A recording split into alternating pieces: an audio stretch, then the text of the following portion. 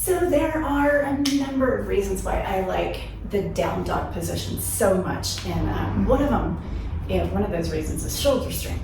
So let's actually just come into a down dog, the down dog that you would normally get into. And I want to show you a couple of things about this. So I just kind of want you to notice what your neck feels like, what your upper back feels like.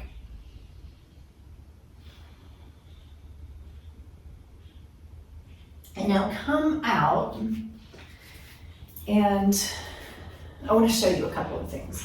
So the first one is that down dog can actually make your neck and your upper shoulders feel really tight. I don't know if you've ever done a lot of down dogging and then you come out and you're just like, oh man, muscles are so tense. Well, that's because you're mainly using your trapezius and your neck muscles to kind of bear the weight, bear the load of your down dog. And that's where our stress goes. You'll notice you're probably, even if you don't engage in a lot of that, you probably have quite a bit of tension here anyway. So we want to kind of release the tension there and use other more stabilizing shoulder muscles for the down dog. So let me show you what that looks like from the front and from the side. So I'm going to come into this down dog and show you what it looks like from the front.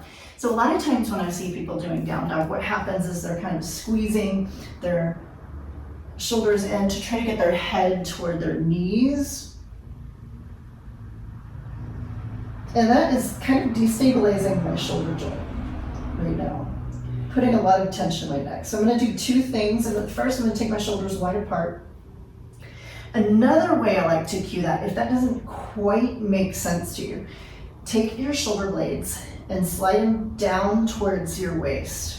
And that's going to also create more freedom. You see, immediately my neck has a lot of freedom, and you'll feel that as well. The next instruction that I like to give is the crease of the elbow rotates forward. Now that's going to make me use serratus anterior, and those are the muscles that stabilize the shoulder joint. Yes. So it's so much safer because you've got that strength. Now I'm going to show you from the side what that looks like. I'm going to take the shoulders apart or slide the shoulder blades down towards the waist. Then I'm going to rotate the crease of the elbow forward. Now immediately, if you're doing this with me, you notice that your shoulder muscles are working a little harder, but your neck isn't, and your spine isn't. All right, I'm going to come out and talk about this for just a second. So, and we want to develop that strength. So even if you're in down dog and you can't hold your down dog as long, come out, take a rest, and come back into it. And here's how you kind of develop that strength from there.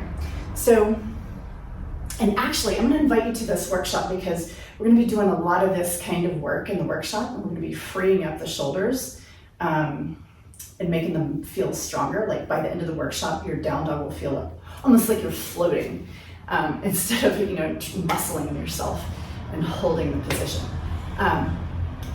Okay, and you can find that at MoveWellWithUs.com. And this is the second piece. So if you're going to work on strengthening these muscles, I'm going to show you how you might do this. So if I'm in the down dog, I've got these two cues going, the shoulders apart, crease of the elbow forward. I'm going to take my left hand to strengthen the right shoulder. I'm going to take my left hand and slide it back a little bit. And I'm going to double check my right shoulder and see, is my right shoulder still down towards the waist or, apart away from the neck? Is the crease of the elbow still forward? All right, I might be able to do a little bit more and slide my hand back a little bit more or a little bit more. And it kind of depends on how much strength in these other muscles of the shoulder that you have. And what I want you to do is you have to be honest with yourself. If you're starting to crunch your shoulder in towards your neck, you got to go back and give yourself a little bit more support to develop the strength before you advance.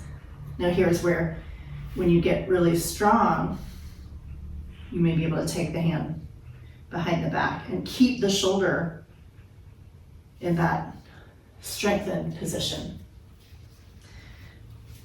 So play with that, try that on, and see how it goes. You're going to develop some massive strength and stability in the shoulder. And what I like about it so much is that having strength in these kinds of muscles help your posture. They help with prevent low back pain and hip pain, because it's all kind of related into the posture, right? Posture. If your shoulder seats properly and is nice and relaxed but strong, you'll have way better posture and a lot more comfort in the joints downstream in the body.